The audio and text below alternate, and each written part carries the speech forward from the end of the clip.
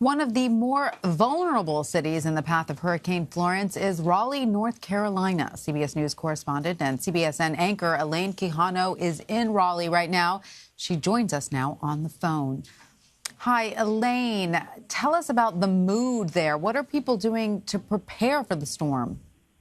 Well, Tanya, as you can imagine, given the warnings that officials have been sounding about the severity of this storm, people are taking steps to prepare. They're doing what you might expect, heading to the supermarkets to stock up on supplies and essential items and bottled water, that kind of thing.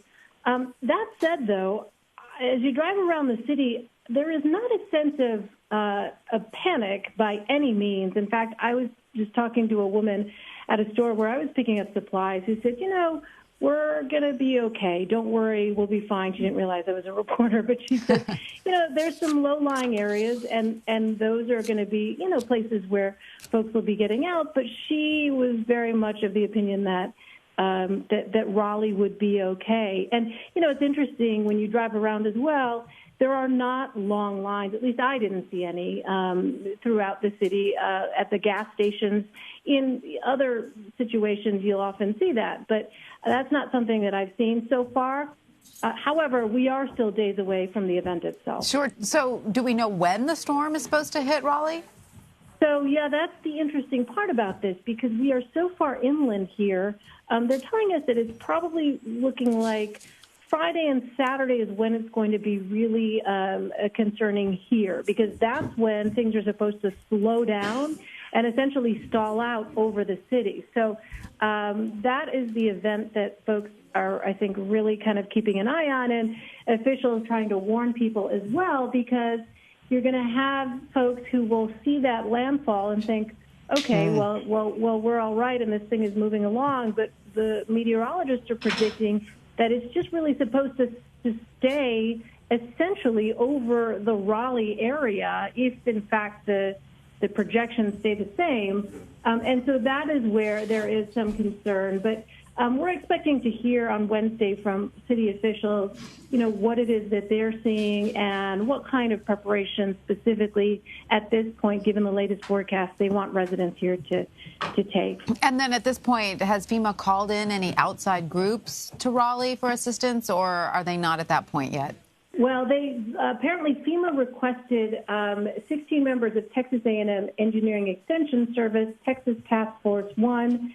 And basically the idea is, as FEMA does, is getting assets ready and sort of pre-positioning as best they can, given what they know about the trajectory of the storm. And so there are folks heading to Raleigh, as I understand it, who are specifically trained in water rescue. They're taking different kinds of boats for this mission. And, as we've seen in other hurricanes, for instance, Hurricane Harvey, sometimes getting into those neighborhoods that can be so difficult and so tricky, because while you may have main roads, main highways that might be passable, folks who decided perhaps they wanted to ride things out in their homes could find themselves stranded. And so that's why you have some of these folks being called upon now, even though we're still days away. FEMA wants to make sure they have as many of those rescue personnel available and sort of on standby just in case. Yeah, absolutely.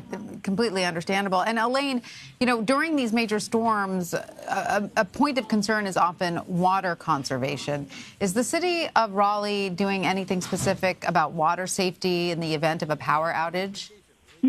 Yeah, that's a really good point, because that is an issue during these kinds of storms. So they're basically right now encouraging people to conserve water, and they're telling folks that basically prep by storing 1 to 2 gallons of tap water per person in clean containers that can be refrigerated if need be. But the idea is that, if the power goes out for an extended period of time, if there is some kind of contamination of the water system, that folks will be in a good position to kind of wait until those systems get back to normal. So right now they're just telling folks, conserve water, don't run your dishwasher, don't run your washing machine.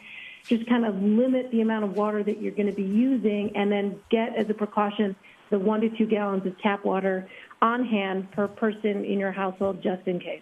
All right. Well, Elaine, thank you. Stay safe down there. We miss you up here in New York. Okay, I miss you guys too. Thanks, Tanya. Thanks, Elaine.